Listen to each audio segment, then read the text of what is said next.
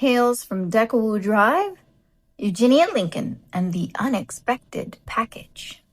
Chapter 1. Eugenia Lincoln was a practical person, a sensible person. She did not have time for poetry, gee-gaws, whoop-de-whoops, or frivolity.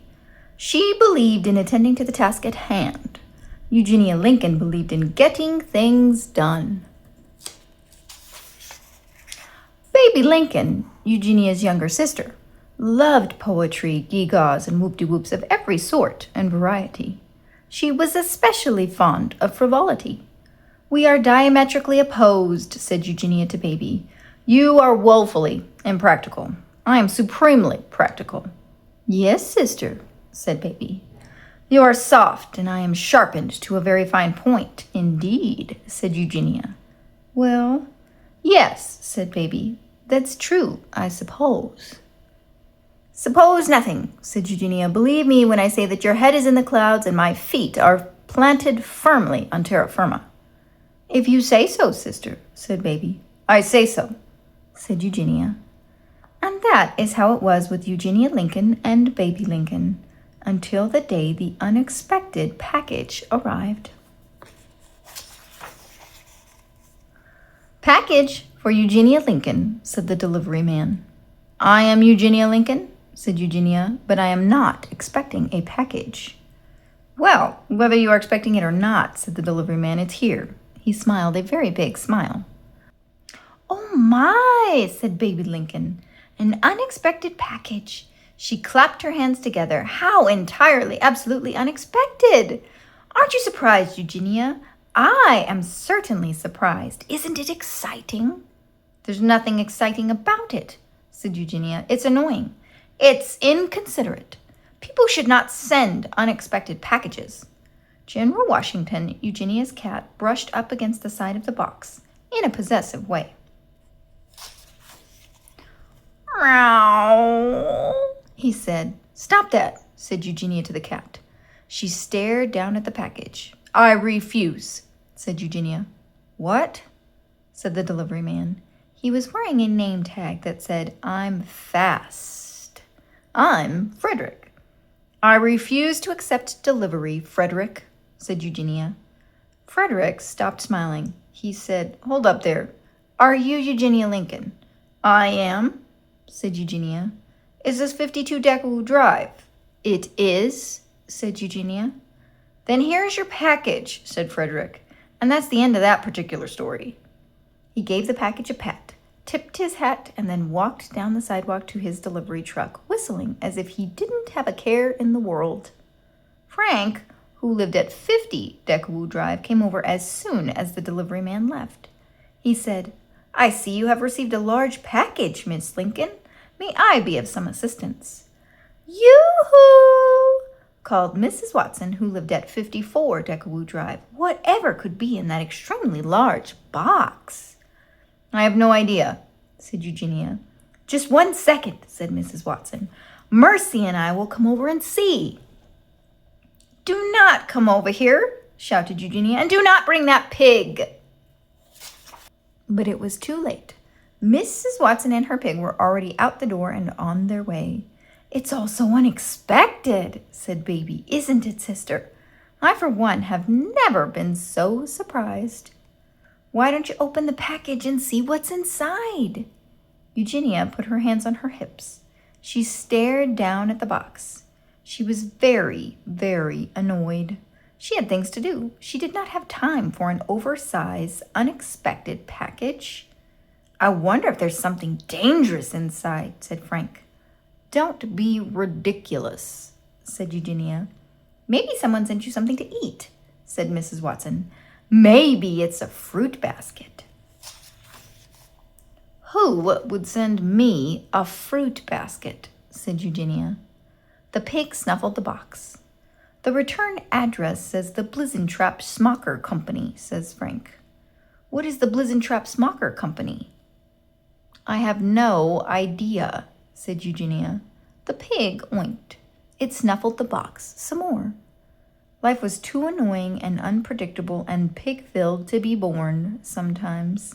That was Eugenia's general feeling. Open it, trilled Mrs. Watson. I think you should open it, sister, said Baby. I have a feeling that it is something wondrous. What a ridiculous feeling to have, said Eugenia Lincoln. But then, entirely against her better judgment, Eugenia bent down and began to open the unexpected package. Chapter 2. Eugenia cut through the tape. She dug through the packing material. What in the world could it be? Said Baby. She clapped her hands. Oh, it is so exciting and so very unexpected. It's terribly exciting, said Mrs. Watson. I'm hoping that it is a fruit basket. Maybe it will contain oranges and bananas, and perhaps a gigantic pineapple or two. Mercy loves a fruit basket. It was not a fruit basket. It was an accordion. Baby and Eugenia and Mrs. Watson and Frank and the pig and General Washington all stood together and stared down at the opened box. It's an accordion, said Frank. Obviously, said Eugenia. I was hoping for a fruit basket, said Mrs. Watson. Yes, said Eugenia. You said so. Several times. Well, an accordion is a wonderful thing. It's almost as wonderful as a fruit basket, said Mrs. Watson. Mercy just adores a fruit basket. Who cares what pigs adore? Said Eugenia. She stood with her hands on her hips and considered the accordion. She couldn't think of anything more frivolous, more gee-gaw-esque, more whoop-de-whoopish than an accordion, except perhaps a fruit basket adoring pig. I guess I'll head on home now, said Mrs. Watson. Good, said Eugenia. Take that pig with you. Mrs. Watson left. The pig, however, stayed behind. Eugenia closed her eyes. She didn't have time to deal with a pig. Little men with feathers in their caps were dancing through her head, playing accordions and shouting, Oompa! Oompa! Eugenia Lincoln did not believe in shouting Oompa. Nor did she believe in putting a feather in one's cap. She opened her eyes. Franklin, she said, tell me again the name of the company imprinted on the box. Blizzin' Trap Schmacher, said Frank. Located where? Said Eugenia. New York City, said Frank. Right, said Eugenia. I will have this straightened out in no time. Oh, but sister, said Baby, it seems like such a nice accordion. Maybe someone wants you to have it. Maybe there is a reason you received it. Nonsense, said Eugenia. There is absolutely no reason for me to receive an accordion. Eugenia marched to the phone. She dialed information. I need the number for a Blizzin' Trap Schmacher company in New York City, said Eugenia. Connect me immediately. A very long way away, a phone rang. Blizzin' Trap Schmacher company, said an annoyingly sweet voice. This is Gladys Schmacher speaking. How may I help you? Yes, said Eugenia. I have inadvertently been sent an accordion, and I would like to return it forthwith. Oh my, said Gladys in her too sweet voice. I'm afraid that can't be done. Of course it can be done, said Eugenia. All things can be done if one just applies oneself. All of our accordions are non-returnable, you see, said Gladys. I don't see, said Eugenia. I don't see at all. You can't stop me from returning it. I'm sending it back to you right this very moment. Well, said Gladys, you can send it back, but we will just return it to you. We are duty-bound to do so. Accordions belong to their people. I am not, said Eugenia. This accordion's people, or person, or what have you. Accordions can enrich your life in unexpected ways, said Gladys. They are doorways to the soul. Doorways to the soul, sputtered Eugenia. She slammed down the phone. She had never been so frustrated in her life. Actually, this was not true. Eugenia spent a large portion of her life being frustrated. It was hard not to be frustrated. The world was just so frustrating. It refused to bend. It refused to be reasonable, sensible. For instance, Life presented you with accordions when the last thing you wanted was an accordion. Are you okay, Miss Lincoln? Said Frank. Your face is very red. I am perfectly fine, said Eugenia. This was a lie, of course, but under the circumstances it seemed entirely appropriate to fib. Chapter 3. What did the accordion company say, sister? Said Baby. Something idiotic about how accordions are doorways to the soul, said Eugenia. Fascinating, said Baby. I have also heard that accordions can be a pathway to great joy. Joy, said Eugenia. She snorted, and then she narrowed her eyes. What exactly do you know about this accordion, Baby Lincoln? Nothing, said Baby. Why would I know a thing about an accordion? She cleared her throat. I know exactly nothing about this accordion or any other accordion. That better be true, said Eugenia. She walked past Baby. She went into the living room and saw that the pig from next door had invited itself into the house and was now sitting on the couch and staring into space as if it were thinking, which it most certainly was not. Get off the couch immediately, Eugenia shouted. The pig looked at her and then looked away. Eugenia felt lightheaded. The world made no sense. How could a pig sit on a couch in one's own home? How could you not return an accordion? Maybe you should sit down, Miss Lincoln, said Frank. I'm fine, said Eugenia. I just need to make a list. Eugenia Lincoln was very fond of lists. They helped her think. Lists calmed her. They made the world seem orderly and reasonable and manageable, even though the world was none of those things. Frank led Eugenia to the chair across from the pig. Sit down here, he said. I will get you a piece of paper and a pencil. Eugenia looked over at the accordion. It was sitting in the hallway. Its keys were gleaming in a malevolent way. Sister, said Baby. She poked her head into the room. I am thinking, said Eugenia. Don't disturb me. Yes, sister, said Baby. I will go away. Frank returned with a glass of water and a pad of paper and a pencil. Drink the water, said Frank. It will calm you down. I am perfectly calm, said Eugenia. But she drank the water anyway.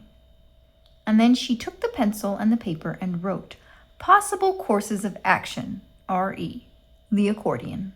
She underlined the words. She thought for a moment and then she wrote, 1. Sell the accordion. 2.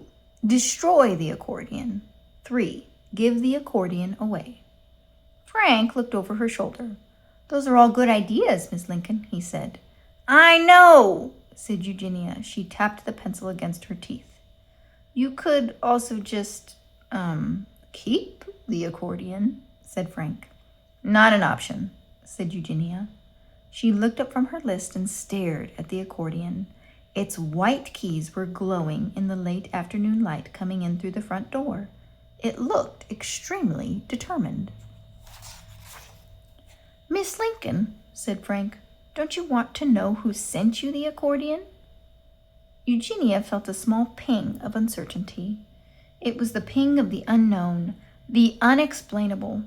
Eugenia did not care for such pings. I do not want to know, said Eugenia. It's very mysterious, isn't it? Said Frank in a dreamy voice.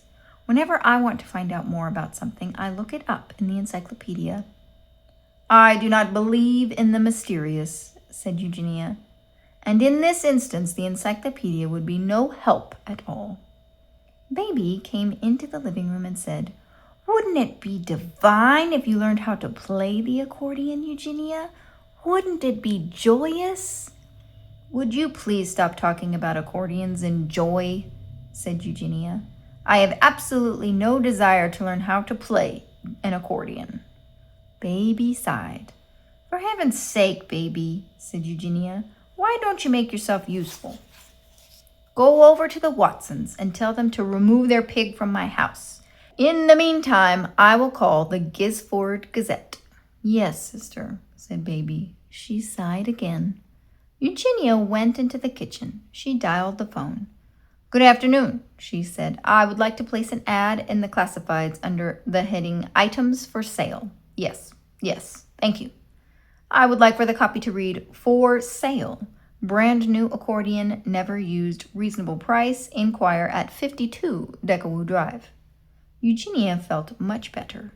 Decisions had been made. Action had been taken. The accordion and its glowing keys would soon be gone. That would teach them, whoever they were, to send her an unexpected package. She walked back into the living room. Frank was in the chair reading volume U to V of the encyclopedia. The pig was still sitting on the couch.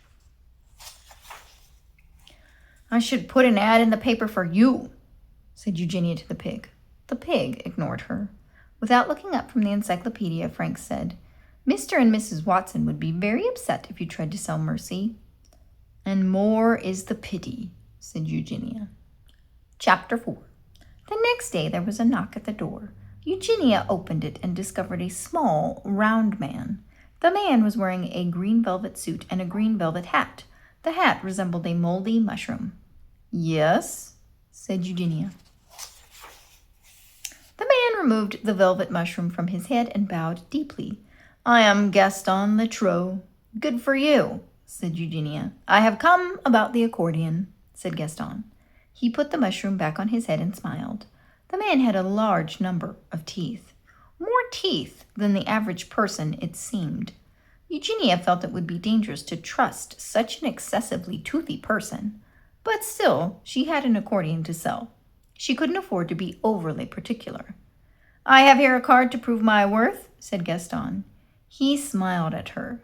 He took the hat off his head and put it back on again. He removed a stack of cards from somewhere deep in his velvet pants. A card is not necessary, said Eugenia. Gaston Letreau thumbed through the cards. But it will show you exactly who I am, he said. Everything is very good. All is just as exactly as it should be. I doubt that most sincerely, said Eugenia. Baby appeared, she said. Oh, we have a visitor. Isn't that wonderful?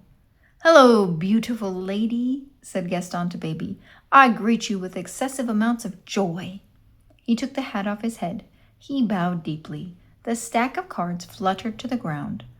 For pity's sake, said Eugenia. You should not worry, said Gaston. He smiled at her with his many teeth. He put his hat back on and bent to pick up the cards. I will find the card for you. As I said previously, I do not need a card, said Eugenia. She could feel her face getting warm. Ah, but I have located it, said Gaston. Here it is, the card of my worth. He handed a card to Eugenia. Magic tricks of every variety, parties, large and small. She lowered the card. I have absolutely no need for magic, she said, and I am not throwing a party. Wrong card. Wait just a moment, please, said Gaston. He shuffled through the cards. Yes, I have found it. Please read it. Gaston reached past Eugenia and handed a card to Baby. Joyous exaltations, songs for every occasion, composed and sung for you by Gaston. Baby smiled. Isn't that just wonderful? I do love a good song. So sorry, said Gaston. This is not the card I am searching for either. No one needs a card, said Eugenia. She stamped her foot. Let us attend to the matter at hand. There is an accordion for sale. Do you wish to purchase it or not? Ah, please hold for only a minute, said Gaston. I have located it. Here is the correct card. You will see. He handed another card to Eugenia. Accordion lessons. Gaston Letreau can teach anyone to make beautiful sounds upon the world's most magnificent instrument. Eugenia lowered the card. She felt, as usual, extremely frustrated. Why was everyone so annoyingly obtuse? I do not want accordion lessons, she said. She spoke slowly. I have an accordion for sale. I am selling an accordion. Do you wish to purchase it? Ho, ho, ho, said Gaston, as if Eugenia had just told him some very funny joke. At this point, Frank showed up. Hello, Miss Lincoln, he said to Eugenia. Hello, Miss Lincoln, he said to Baby. I was thinking that I might study your encyclopedias some more today. Young noble sir, said Gaston, I greet you. I salute your pursuit of knowledge. He took his mushroom off his head. He bowed. Hello, said Frank. I have arrived to teach the lady, the taller one, the grim one, how to play the accordion. Really? Said Frank. I beg your pardon, said Eugenia. That is patently untrue. No one is going to teach me anything. You will have a card, of course, said Gaston. You must. Thank you, said Frank. He took a card. Winged Journeys with Gaston, an inquiry into the migration of the butterflies. He looked up and smiled. Wow, he said. I've always wanted to know more about butterfly migration. At your service, said Gaston. He raised his velvet hat and lowered it. But first, we must turn our attention to the accordion. And then, somehow, the little man made his way through the door and into the Lincoln sisters' house. How exactly this was allowed to happen was a mystery to Eugenia. It was also extremely frustrating. Chapter 5. They were in the kitchen. Gaston had the accordion strapped around his neck. His velvet mushroom hat was on the table. So you see, said Gaston, it's a simple affair. You put the accordion around your neck and then depress the keys and squeeze the box and the music arrives. Voila! Gaston closed his eyes. He squeezed the accordion. He depressed some keys. A small, sweet melody came into the world. Oh, how wonderful, said Baby. She clapped her hands. Yes, yes, said Gaston. Everyone must clap. Everyone must clap along because we are all playing the music. Frank clapped. Baby clapped. Eugenia did not clap. Gaston Latrobe's accordion playing got louder. General Washington looked up at Eugenia.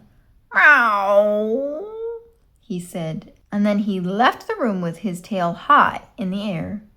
I am interested in selling this instrument, shouted Eugenia. Do you care to purchase it? The back door opened. Mrs. Watson came into the kitchen, followed by Mr. Watson and the pig. We heard the music and thought maybe you were having a party. We are not having a party, said Eugenia. Welcome, welcome, said Gaston. He smiled with his too many teeth. Mr. Watson and Mrs. Watson smiled back. They started clapping along with Frank and Baby. The pig sat down in the middle of the kitchen floor. It grunted. Eugenia felt dizzy with frustration. She reached out and grabbed hold of the kitchen counter to steady herself. She waited. Surely there would be an end to the song. It could not go on forever, could it? When at last Gaston stopped playing, Eugenia spoke into the silence.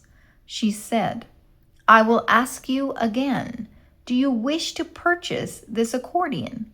No, no, said Gaston. I am here only for your lessons, so you may learn to play the sweet songs and the sad songs and all the little songs in between. I refuse, said Eugenia. You refuse to learn to play the music that is waiting inside of your heart? There is no music waiting inside of my heart. Everyone's heart has music, said Gaston. He came toward her, grinning his many-toothed grin. He took the accordion from around his neck and slipped the strap over Eugenia's head. Suddenly, she was wearing an accordion.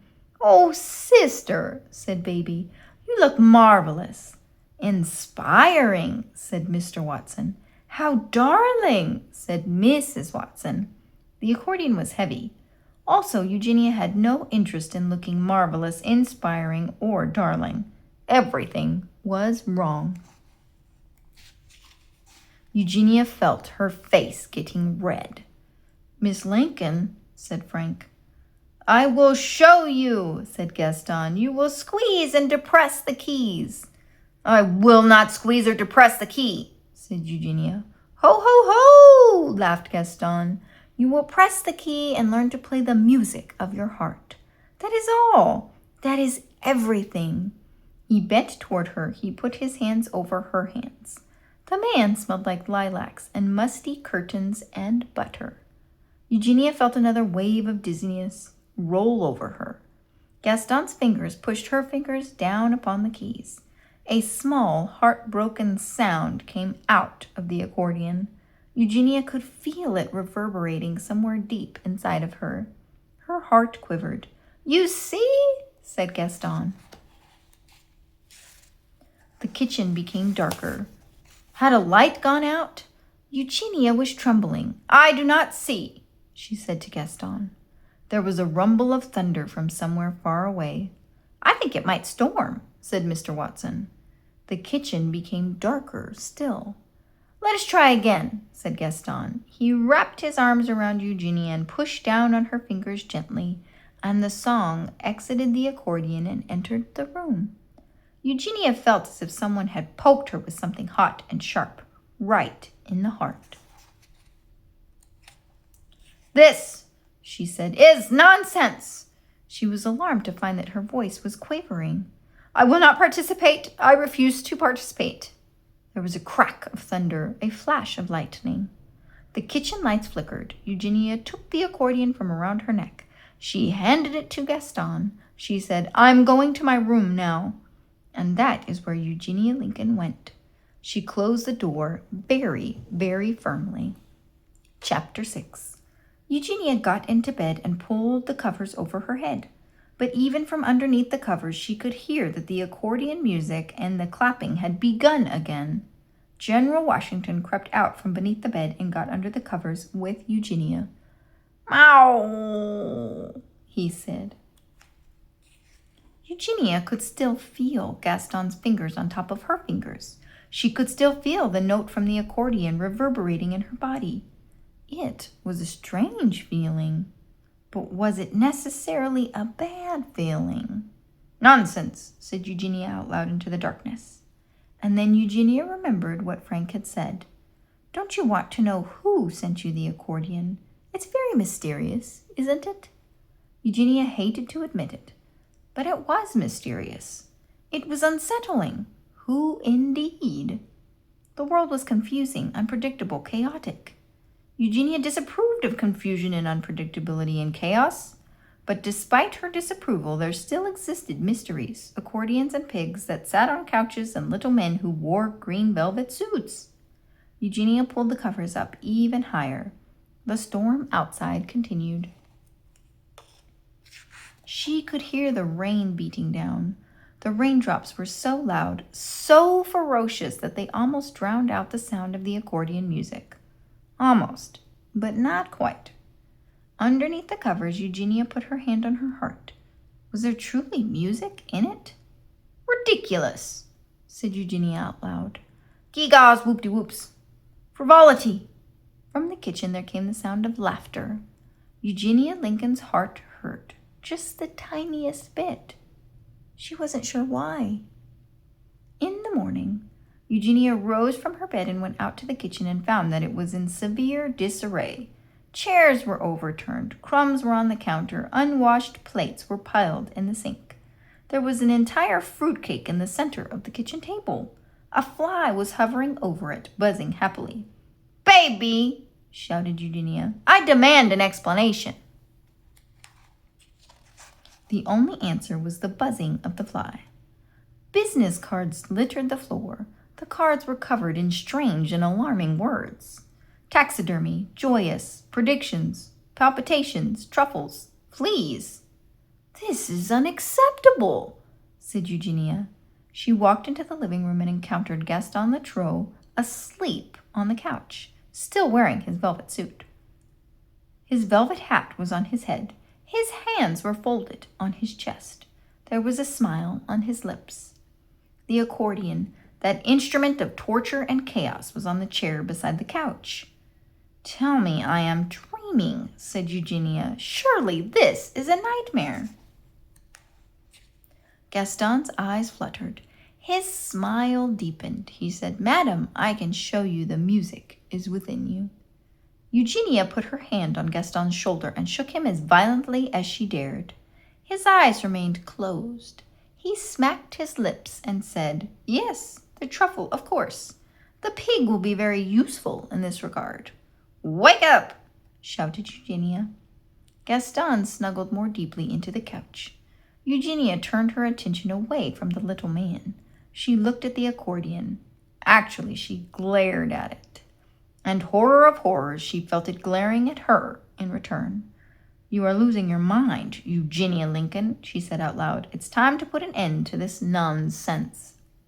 All of it, the frivolity, the chaos, the whoop-de-whoops, the little men in green suits, the music in her heart, the talking aloud to herself, all of it had to stop." Eugenia picked up the accordion. It was very heavy, extremely heavy, entirely too heavy. Gaston made a snuffling noise. He smacked his lips. Eugenia looked over at him. She looked down at the accordion in her arms, and then she tiptoed across the living room and out the front door. General Washington followed her. Chapter 7. Eugenia walked east in the direction of the rising sun, the accordion in her arms and her cat at her heels. The light of the world was gray. A low mist clung to the ground. Eugenia had no plan. She only knew that the accordion must be disposed of somehow. She could put it in the trash. She could throw it in the river. She could bury it. It would have been helpful to sit down and make a list of all the options, but there was really no time for lists, was there? She had to keep moving. Soon Gaston would wake up, and then the chaos and the clapping and the talk of hearts and what they held would begin all over again. The accordion was awkward to carry. Also, it felt like it was getting heavier. Eugenia stopped. General Washington stopped too. "Meow," said the cat. "Everything will be fine," said Eugenia. "Order will soon be restored." She put the accordion strap over her neck, and the accordion immediately felt lighter, more manageable. Eugenia walked on. General Washington stayed at her heels. The sun came up slowly, burning away the mist, and then it appeared in its entirety, whole and shining and glorious. "Bah!" said Eugenia to the sun. She continued marching east. She shaded her eyes with her hand. The question remained, what should she do with the accordion? "Shall I burn it, bury it, throw it out to sea?" said Eugenia. "Meow," said General Washington in an approving kind of way. Eugenia, too, liked the way the words sounded. She said them louder. "Shall I burn it, bury it, throw it out to sea?" Truffles and butterflies and taxidermy and fleas indeed. She would set the world to rights. "Burn it, bury it, throw it out to sea," Eugenia shouted. "Where are you going, Eugenia Lincoln?" someone said. Eugenia stopped. She turned. She looked around her. The accordion let out a wheeze of surprise. Eugenia saw no one. Was she having auditory hallucinations now? Had it come to that? "Up here," said the voice. Eugenia turned. The accordion squeaked. "I'm up in the tree," said the voice. Eugenia looked up and saw Stella, Frank's little sister, sitting in the branches of an elm tree. "Stella Endicott," said Eugenia, "what are you doing up in that tree?" "Thinking," said Stella. "Trees help me think. Do trees ever help you think?" "What are you going to do with that squeeze box?" "It's an accordion," said Eugenia. "What are you going to do with that squeeze box?" said Stella. "Are you going to burn it, bury it, throw it out to sea?" Eugenia felt her face getting warm. "You shouldn't eavesdrop on people," she said. "What does eavesdrop mean?" "It means to listen in on other people's conversations," said Eugenia. "It's impolite. You shouldn't do it." "You were shouting," said Stella. "I couldn't not hear you." "Nonetheless," said Eugenia, "it's rude." Stella climbed down from the tree. She said, "Can I try the squeeze box before you burn it, bury it, throw it out to sea?" "It's an accordion," said Eugenia. "Can I try it?" I'm in a hurry, said Eugenia. I know, said Stella. You're always in a hurry, Eugenia Lincoln. Can I play it? Oh, for heaven's sake, said Eugenia. Please, said Stella. She stood on one leg. Eugenia noticed that the child was barefoot. Where are your shoes? Said Eugenia.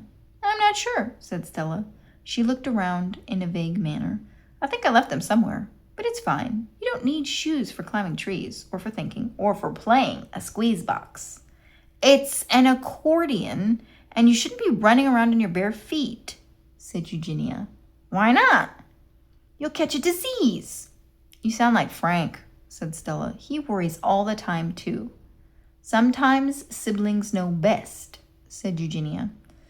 I don't know what a sibling is, said Stella. Can I play the squeeze box? Oh, for heaven's sake, said Eugenia. Fine, but only for a minute.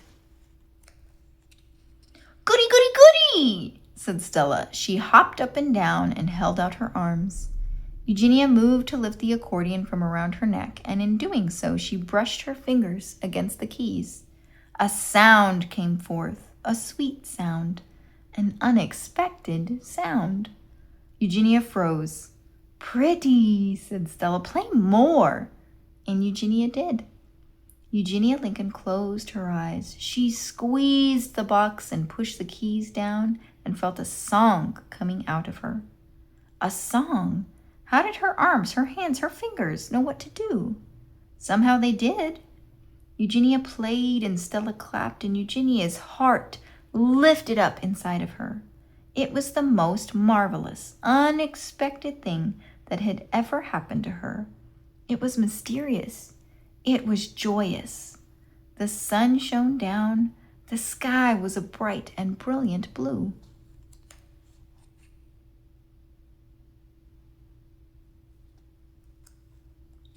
Eugenia Lincoln played the accordion, and when she stopped, Stella said, You can't burn it or bury it or throw it out to sea, Eugenia Lincoln. You have to play and play it. She hopped from one foot to the other. But can I try it now? Can I? Can I? Chapter 8. Eugenia and Stella walked back to the Lincoln sisters' house. General Washington followed. Eugenia Lincoln was stunned, amazed. She had never been so surprised in her life. She was a born accordion player. Who could have known? Who could have imagined?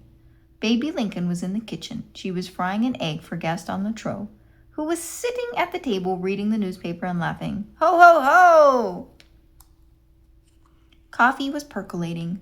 The fruitcake was gone from the table. The cards had been picked up from the floor. The dishes were clean, and the kitchen was filled with light. Sister, said Baby, you have returned, and good morning to you, Stella. Good morning, Baby Lincoln, said Stella. I have discovered something, said Eugenia. Discoveries are excellent things, said Gaston. He put down the paper. I always celebrate discoveries. I have with me a card about the making of discoveries. One moment, please, and I will give it to you. I do not need a card, said Eugenia. I have an announcement to make. I want a card, said Stella. Of course, a card for you, said Gaston. Only a moment, please. He stood and reached into his pocket and shuffled through his cards and handed one to Stella. Tiny miracles. Gaston will assist you in constructing a flea circus of your very own. Stella looked at the card. It says that you can make a circus out of fleas. Is that true? Yes, said Gaston. It's true. I've never seen a circus made of fleas. Gaston Latreau, proprietor of many tiny circuses, at your service, said Gaston. He lifted his mushroom hat from his head. He bowed to Stella. I said I have an announcement to make, said Eugenia. Can no one hear me? I can hear you, said Gaston. I can hear you, sister, said Baby. Say it, said Stella. Eugenia cleared her throat. I have discovered, she said. But just at that moment, Frank came in the back door, and Stella said, Guess what, Frank? Eugenia Lincoln can play a song on the squeeze box. Really? Said Frank. Oh, sister, said Baby. She put her hand over her heart. Gaston said, But of course, we knew it all along. It was written in the stars. She was born to play the accordion. Eugenia felt annoyed. Nothing was written in the stars. Nothing was known all along. I will teach you what I know, said Gaston. I will teach you all the songs, and you will practice, and you will become a great and happy accordion player. The back door opened again, and Mrs. Watson entered, followed by the pig. Good morning to all, trilled Mrs. Watson. The pig oinked. Didn't people knock any more? Everyone just waltzed right in the door and made themselves at home. Eugenia's happiness was evaporating. The world had not changed. Of course it had not changed. It was still the same chaotic, unpredictable, unorganized place. We will do great things together, said Gaston. We will work together. But first, the pig and I must go to the woods in search of truffles. Truffles? Said Eugenia. Truffles, said Gaston. He put his fingers to his lips and kissed them. The mushroom of our dreams. Mercy will find them. We will go together in pursuit of the truffles, and when we return, the accordion lessons will commence. I am not pursuing truffles, said Eugenia. I want to go, said Stella. So do I, said Frank. Soon everyone was gone, and it was just Eugenia and General Washington and the accordion. Eugenia stood in a patch of sun. She put her face up to the light. What if it had been a mistake, a random occurrence? What if she couldn't play the accordion? She squeezed the box. She depressed the keys, and she felt the song again, lifting her up. It was still there. Eugenia Lincoln stood in the kitchen and played music. Dust motes danced in the air. She was happy. It was the most astonishing thing. Coda. Gaston taught Eugenia all the songs he knew, and Eugenia Lincoln played the accordion in the evening, and the people of Deckelwood Drive clapped and sang and tapped their toes. Sometimes they danced, but Eugenia did not care for dancing. Dancing was too chaotic. Lamps got overturned, drinks got spilled, picture frames were knocked off center.